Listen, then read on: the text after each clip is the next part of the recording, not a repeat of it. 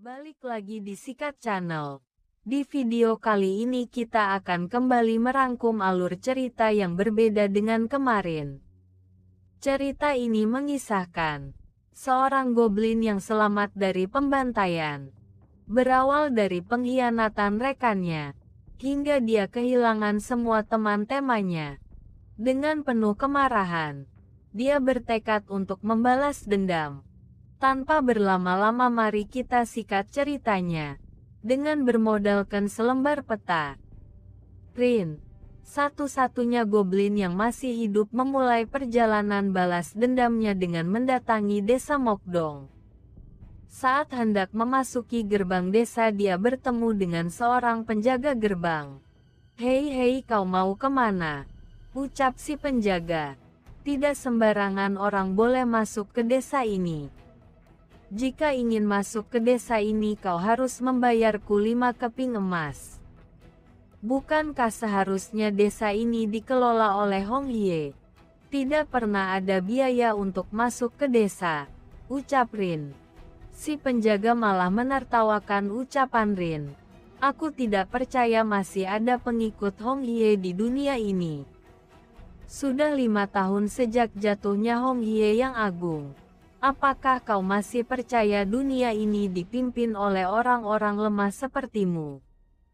Dulunya Hong Hye adalah pelindung desa sekaligus pemimpin sekelompok goblin. Namun karena adanya pengkhianatan yang dilakukan salah satu anggota goblin, Hong Hye pun berhasil dijatuhkan. Rin yang tak terima dengan perlakuan dan ucapan si penjaga langsung menyerangnya dengan mengeluarkan bayangan hitam. Sret. Dengan cepat bayangan itu mengangkat si penjaga dan melemparkannya ke tanah. "Apakah kau masih ingin menahanku untuk masuk?" Tampak sudah tak berdaya, si penjaga pun mengizinkan Rin untuk masuk. Namun karena Rin sudah kepalang kesal, bayangannya yang runcing seperti jarum menusuk mata kiri si penjaga. Cerot. Cairan merah pun tampak keluar dari matanya. "Anggap saja mata kirimu itu bayaran untuk penghinaan terhadap Hong Hye," ucap Rin. Terlihat seekor ular di dekat gerbang. Ternyata sedari tadi diam-diam dia sudah memperhatikan mereka. Tibalah Rin di suatu restoran. Di sana dia bertemu dengan kakek tua pemilik restoran. Rin memperlihatkan sebuah gambar seseorang yang dia cari dan bertanya kepada si kakek. "Apakah kau pernah melihat orang ini?"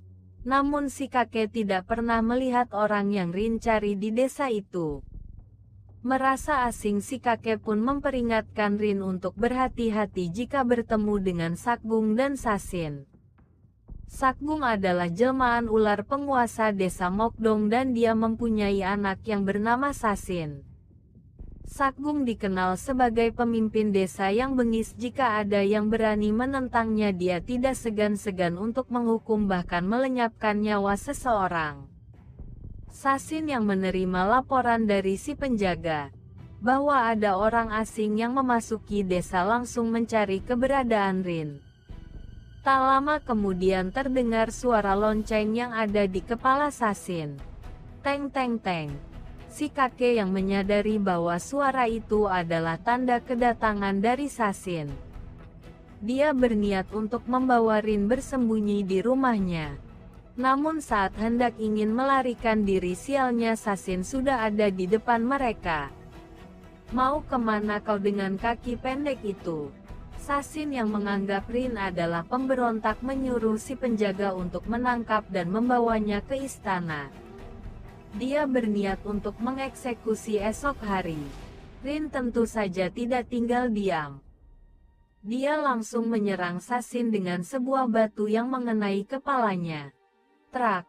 Dan serangan kedua dengan bayangannya. Sorosot. Hingga keluar ular-ular yang menjijikan dari wajah Sasin.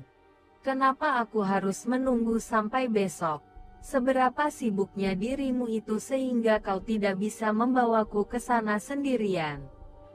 Rin dengan nada tengilnya. Frame pun bergeser. Setelah kejadian itu Sasin melaporkan semuanya kepada Sakgung dan mulai menyusun rencana. Sasin lalu memerintahkan Nanhong bawahannya untuk menangkap Rin malam ini juga. Nanhong yang menerima tugas itu lalu dia dan anak buahnya mulai mencari Rin.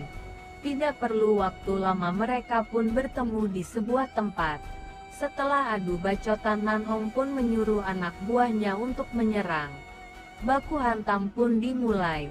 Dan bam! Satu pukulan Rin berhasil bersarang di wajah musuh.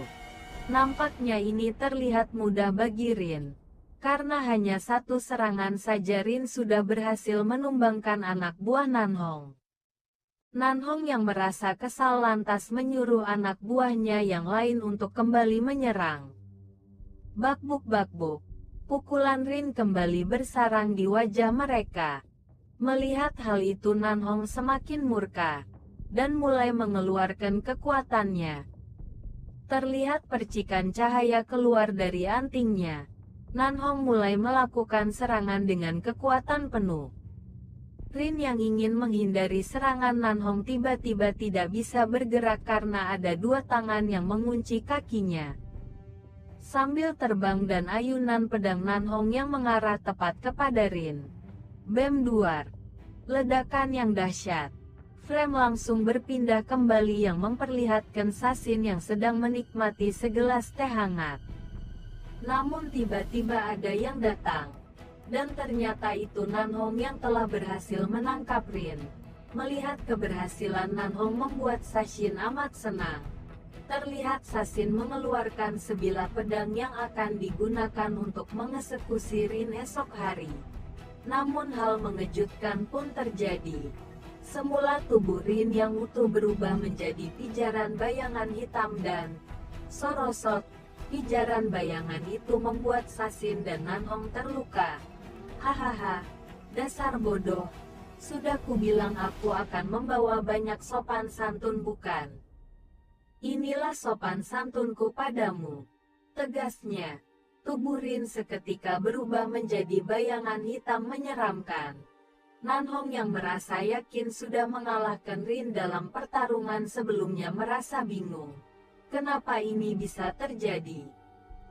Sambil meringis kesakitan.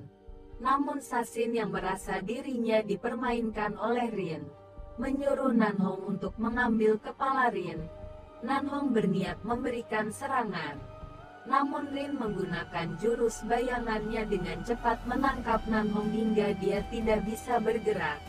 Rin yang ternyata bisa mengendalikan tubuh seseorang dengan bayangannya, menggunakan Nanhong untuk menyerang Sasin. Klak, tiba-tiba Nanhong memberikan pukulan kepada Sasin. Apa yang kau lakukan barusan? Sasin tidak mengetahui bahwa tubuh Nanhong sudah dikendalikan Rin. Pukulan kedua Nanhong berhasil ditahan oleh Sasin. Dia yang kesal dengan apa yang dilakukan Nanhong lalu melemparnya hingga terpental keluar.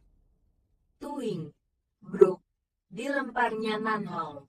Sasin yang sudah sangat murka kembali melancarkan serangan kepada Rin. Hingga akhirnya dia berhasil mengikat Rin dengan seekor ular. Tapi lagi-lagi Rin berhasil melepaskan diri dengan kekuatan bayangannya. Dan, hapuk, duar, satu hantaman kepalan tangan Rin berhasil mengenai wajah Sasin hingga terpental. Sasin yang semakin murka mengeluarkan jurus terakhirnya, yaitu si ular kuning raksasa yang berasal dari tangannya. Kembali menyerang Rin dengan membabi buta. Rin yang terus menghindar dari serangan ular kuning raksasa milik Sasin, membuat hal yang sangat mengejutkan. Kekuatan bayangan Rin ternyata juga mampu meniru jurus musuh, dan membuat bayangan hitamnya itu menjadi bentuk ular seperti yang dimiliki Sasin. Sontak hal itu membuat Sasin dan Nanhong sangat kaget, karena tidak menyangka bahwa Rin dapat meniru jurus seseorang. Keterampilan bertarung Rin memang luar biasa. Dengan cepat dia sudah ada di hadapan Sasin, dan sudah mengarahkan pukulan kepada Sasin. Namun apa Erwin akan berhasil mengalahkan Fasin. Oke sobat, kita akan bahas kelanjutan ceritanya di next video. Jangan lupa untuk like, komen, dan subscribe channel ini.